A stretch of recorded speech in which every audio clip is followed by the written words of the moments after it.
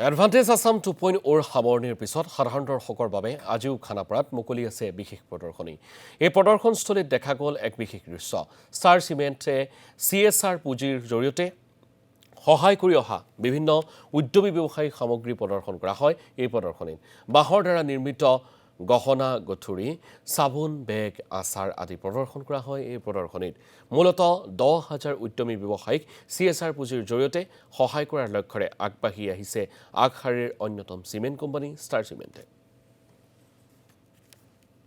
মোৰ যে এণ্টাৰপ্ৰেনিয়ৰ আৰু স্কিল ডেভেলপমেণ্ট যেটো মই কাম কৰিছোঁ, যে মানুহবিলাক মোৰ এণ্টাৰপ্ৰেনিয়ৰশ্বিপ প্ৰগ্ৰামত যোগ দি যে তেওঁ ছাকচেছফুল হৈছে, তাৰ বাবে মই এইটো প্ৰদৰ্শনীত মই পাৰ্টিচিপেট কৰিছোঁ। তাৰ যে প্ৰডাক্ট আছে, তেওঁ নিজৰ প্ৰডাক্ট ইয়াত মই ডিছপ্লে কৰিছোঁ।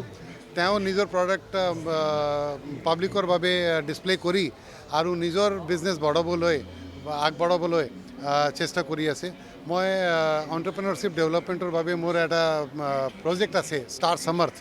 তাৰ পৰা মই আজিলৈকে প্ৰায় 300 এণ্টাৰপ্ৰেনিয়ৰ মই ক্ৰিয়েট কৰিব পাৰিছোঁ আৰু অহাকালি মই এইটো 300 নম্বৰ যেটো এণ্টাৰপ্ৰেনিয়ৰ্ছ আছে, এইটো মিনিমাম 10,000 এণ্টাৰপ্ৰেনিয়ৰ মই অসমত প্ৰিপেয়াৰ কৰিবলৈ প্ৰচেষ্টা চলাইছোঁ।